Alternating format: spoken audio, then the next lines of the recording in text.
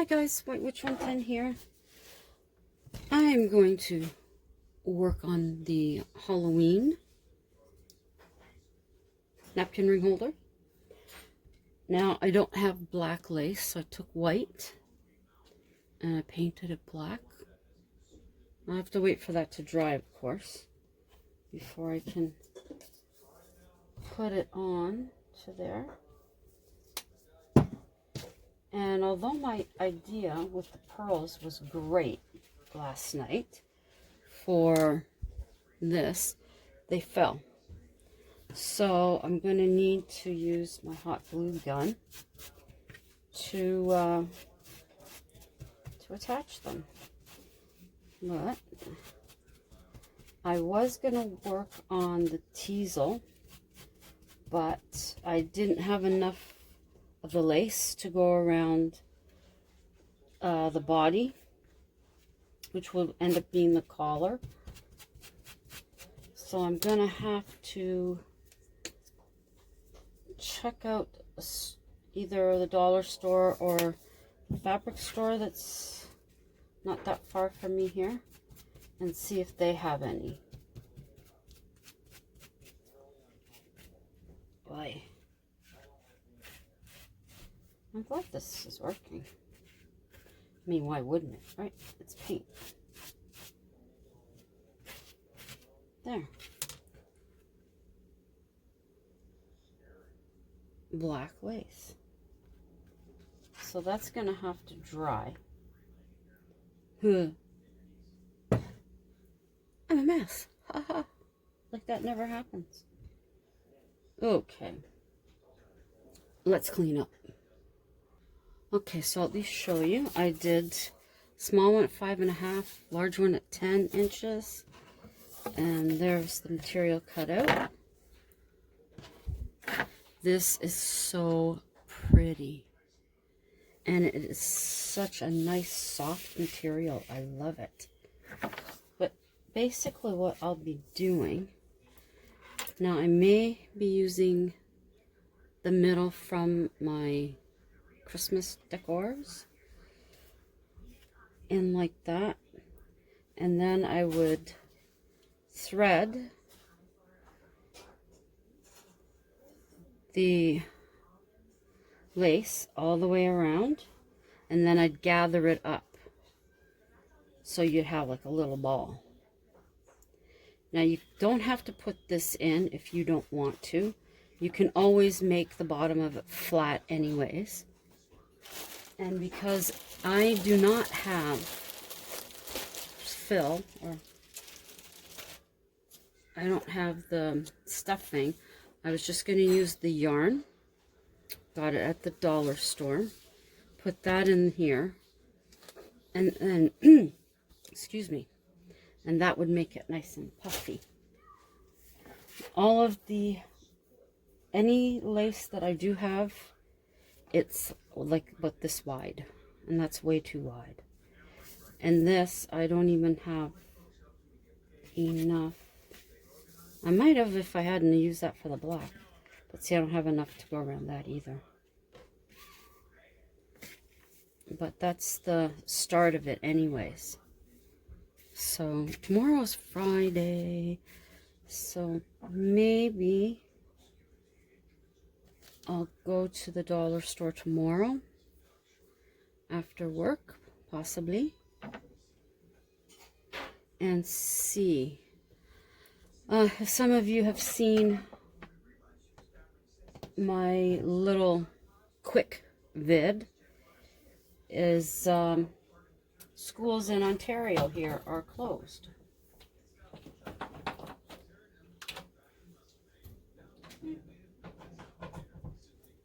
Just plugging in the glue gun.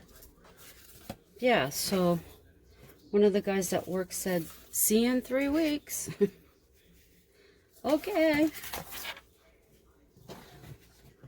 Yeah, it's getting a little crazier now. I don't even remember them doing any of this for SARS, to be quite honest. I do not recall them going to this length.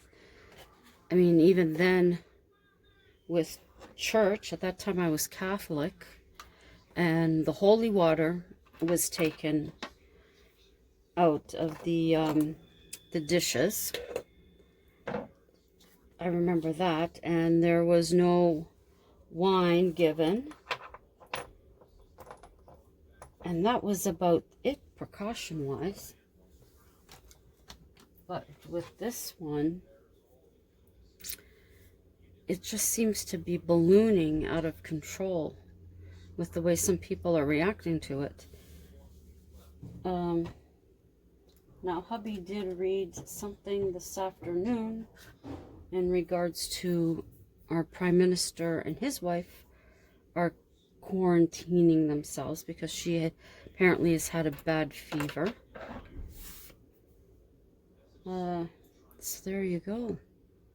So everybody's going a little bit nuts right now.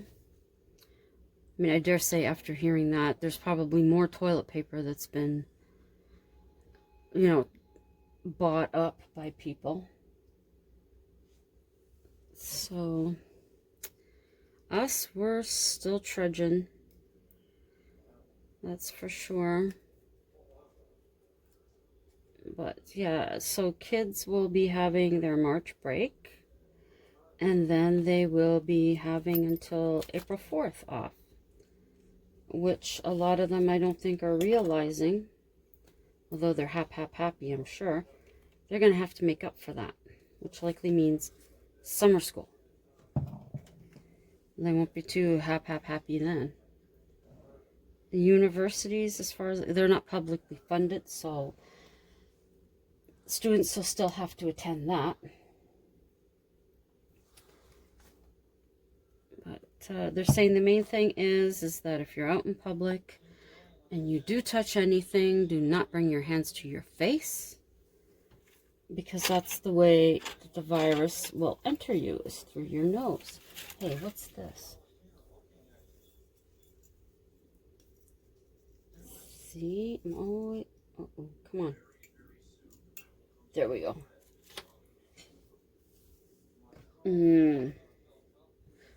No. I'm pretty sure that's not. Like, I'm so anxious to show you this. Oh. You're just that much too short. Oh. Yicky yikes. That's close. Ugh. So I'm really hoping that the dollar store will have something that I can use. I don't know if I ever showed you this. I don't even remember where I bought it.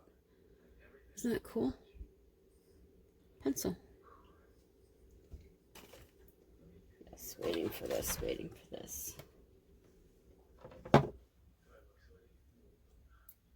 You see some people with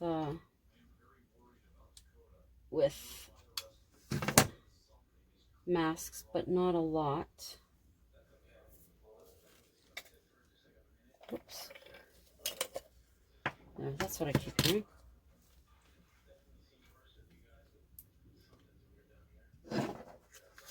Just a little bit of hot glue. And that should, we'll see if that'll do it. Like I said, that was done for someone's.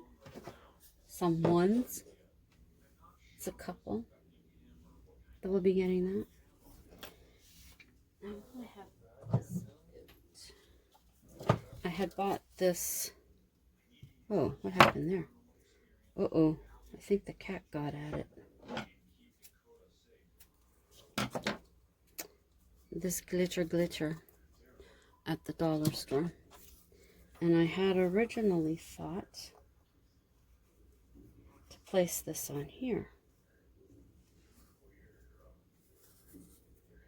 Like that. But I think that's what I'll do once I put the lace on it. I'll put the sparkly.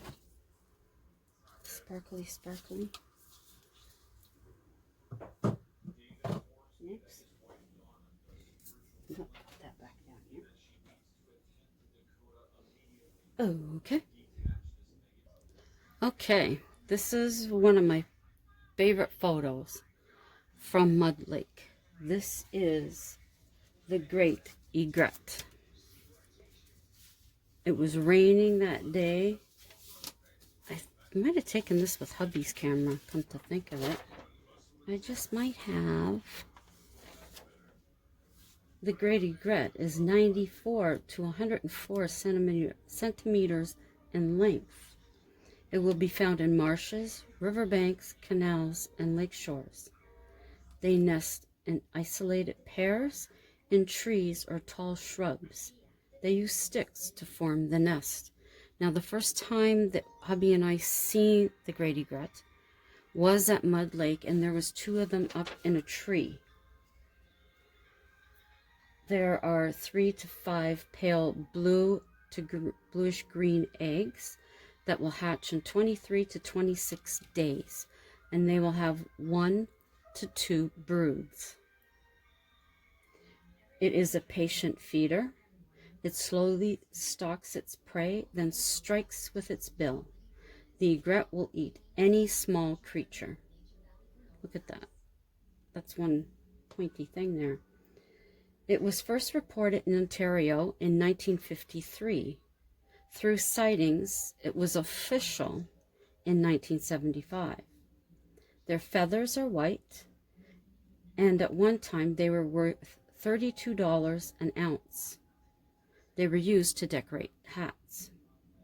Hunting the egret is outlawed, and due to this, their numbers are rising. They can live up to 22 years. And here's the photo that hubby got. Let me see if I can zoom in for you. Oh, that doesn't look good. That's the egret in flight. Okay, it's not the best photo that we've taken, but I'm trying to find pictures I just seen when I was looking for the egret, and now I can't find them. I can't remember what album they were in. Oh, frustration. If I ever find them, I'll put them up. This is the great blue heron. It is 1.3 to 1.4 meters in length, blue-gray with dark legs and a yellow bill. It is seen at river edges, lakes, marshes, fields, and wet meadows. They nest in trees or platforms. It is made of sticks and twigs, and it is added to each year. The pairs sit on the eggs, and they hatch within 28 days. The heron feeds on small fish, amphibians, small mammals, aquatic invertebrates, and reptiles. They are commonly found from March to November, and if the weather is not too cold, they can remain through winter. They are sensitive to human disturbances. Herons are communal nesters called rookers. That's where their nests are. Herons fly with their neck over their shoulders, and they can live to 15 years. Now this is the Germanian schoolhouse in Muskoka.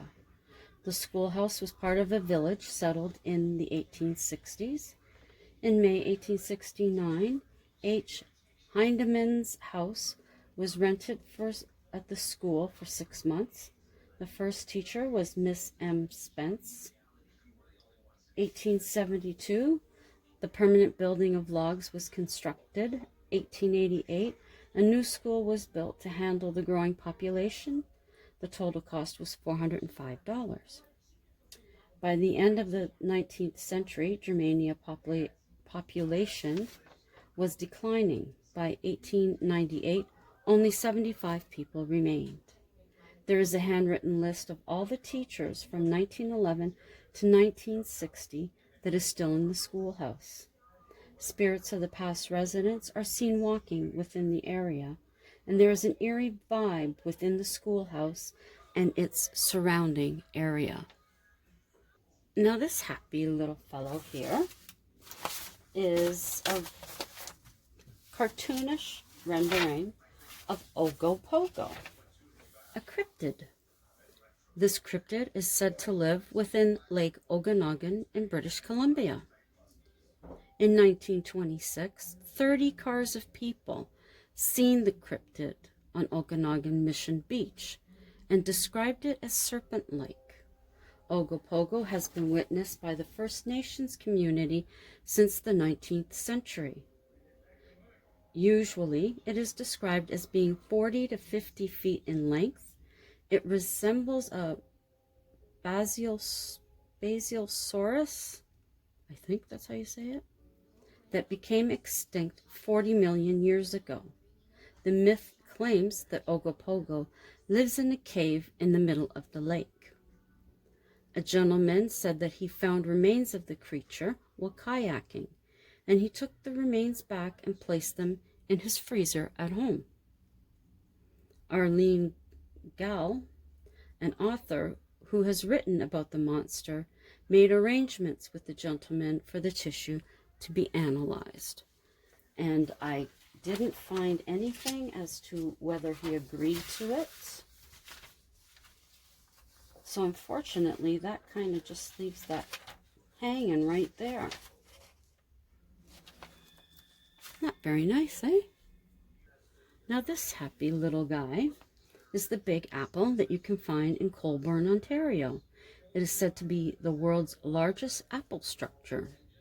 It can hold 6,500 real apples.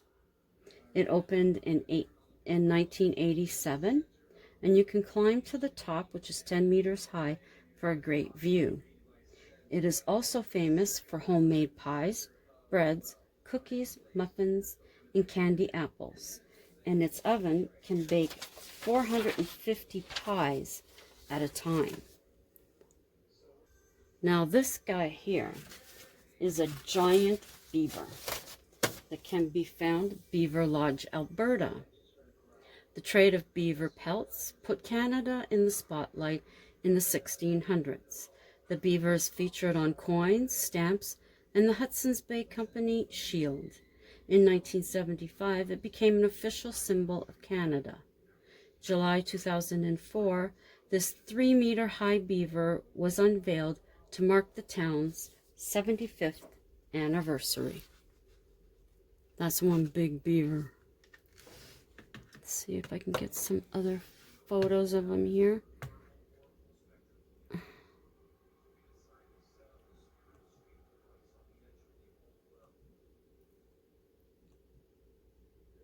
Oh, there's his tail. I was just going to say, you can't see his tail. But that's the beaver. Okay. The last part of this story, although it was a few days ago, was in regards to the spirits wrapping around trees. And on that day, they were waiting for me. I could sense the change in the atmosphere the moment I came to the clearing at the side of the house. A neighborhood of abandoned houses. Images of lives lived here. I close my eyes and picture it all. Opening my eyes, I see the reality of desolation and vandalism. It is daytime and I hear no voices. There is a majesty to the dilapidated house. Entering, stale air causes me to gasp. A light rain begins to fall outside, and I make my way further into the house. Gently, I pass my hand over the furniture, hoping to sense something. My hand glides over the banister on my way up the stairs. Reaching the landing, I feel it. A large presence, male, very strong. I hear his voice reverberate throughout the house. Why are you late? I open my mouth to answer, but a sensation passes through me. Before me stands the silhouette of a woman. The questions were for her. The voice and the woman disappear. I continue along the hall. The wallpaper lies in piles on the floor. Dampness begins to creep in. This explorer is becoming uncomfortable. I am picking up on children and laughter, though from a corner of the room, sadness and frustration are strong. Slowly, opening a door, there is a spirit from the staircase. Although my nature is to go to her, I hold back. The walls seem to be closing in. There is a darkness circling an otherwise pleasant room. She feels as if she's constricted daily, her dreams being crushed into hate. Harassed, I step into the room. The spirit is lost in her emotion and takes no note of me. The rain is coming down harder. And we'll leave it there. To my loyals, thank you for coming. As always, love you much. Anybody who's new and coming in, pass them through. Take a look at my other videos if you'd like to. Give them a thumbs up if you like them. Leave me a comment. I will get back to you. Share them out if there are any there you think someone might be interested in. Consider becoming a subscriber and click that notification bell so that you'll know when I upload. So, until the next time, as always, ciao for now.